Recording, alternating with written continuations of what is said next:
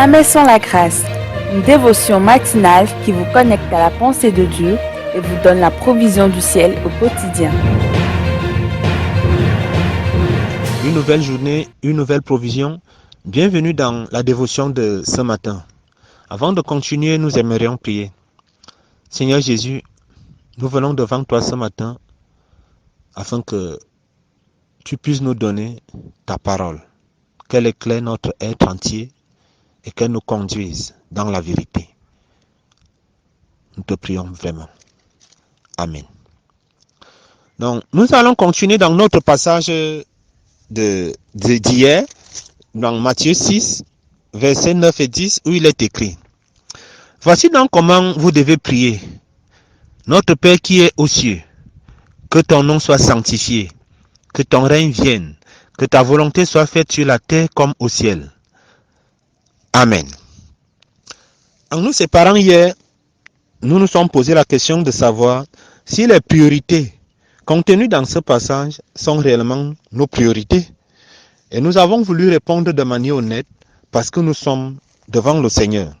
Parce que lorsque Jésus-Christ enseigne à ses disciples cette façon, comment prier, il y a que ton nom soit sanctifié, que ton règne vienne, que ta volonté soit faite sur la terre comme au ciel. Et c'est des choses incontournables, des choses par lesquelles nous devons commencer. Et notre Dieu est un Dieu relationnel. Notre Dieu est le Dieu qui est proche de chacun de nous, qui va avoir une relation personnelle avec chacun de nous aussi. Et quand nous demandons donc à Dieu que son nom soit sanctifié, nous lui demandons aussi que son nom soit glorifié, que son nom soit honoré. Honoré en nous et honoré aussi par nous. Et honoré aussi par nous. Dans Nombre 20, une histoire nous est racontée au verset 12.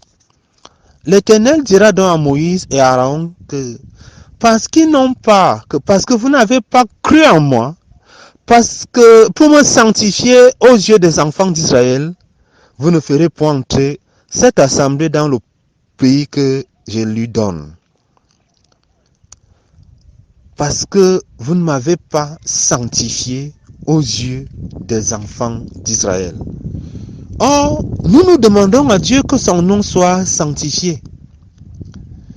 Et comment Dieu peut donc être honoré, glorifié et sanctifié dans nos vies et par nos vies si on ne lui obéit pas à la lettre?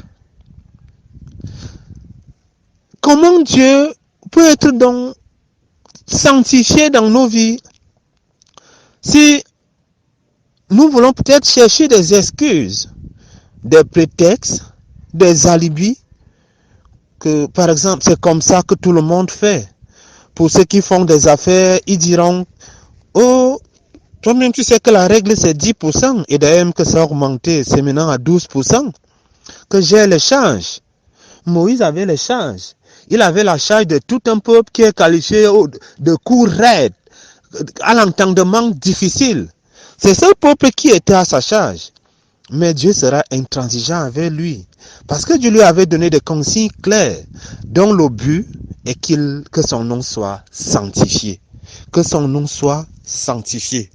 Non, mes frères et mes sœurs, si nous voulons donc que le nom de Dieu soit sanctifié, la Bible nous montre, parmi tant d'autres exigences, il faut que nous puissions honorer Dieu. Il faut que nous puissions obéir à Dieu de manière radicale, à la lettre, sans laisser un seul mot tomber. Et pour cela, nous avons prioritairement besoin de sa parole. Parce que si nous devons croire, si nous voulons croire, c'est à sa parole que nous devons croire.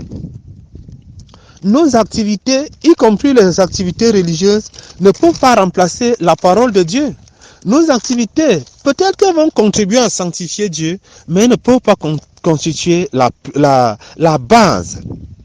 Elles ne peuvent pas constituer la base. Parce que nous ne pourrons pas marcher dans la vérité si la parole de Dieu et l'obéissance à cette parole ne sont pas notre partage.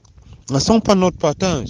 Moïse et Aaron, ils sont allés à la présence de Dieu. La Bible nous dit que ces deux-là, ils ont vu la gloire de l'Éternel. Ils ont entendu la parole de l'Éternel de manière précise. C'était bon, mais ce n'était pas encore arrivé.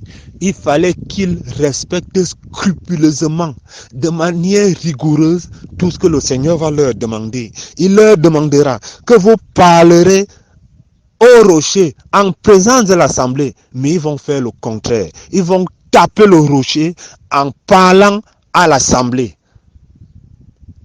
Qu'il ne soit pas ainsi pour nous.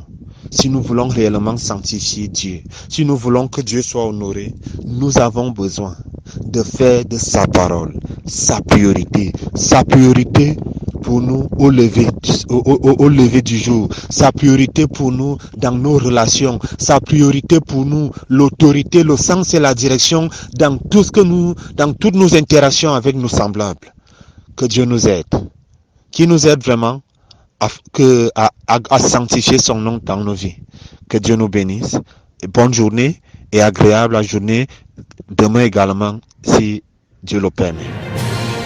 Si vous avez aimé cette émission, parlez-en à vos amis. Parlez-leur du message de la grâce et de ce qu'il fait dans vos vies. Pour un sujet de prière, une question ou pour devenir partenaire, contactez-nous au 00229 94 75 80 20. Que Dieu vous bénisse et à la prochaine. En attendant, pensez avec Dieu.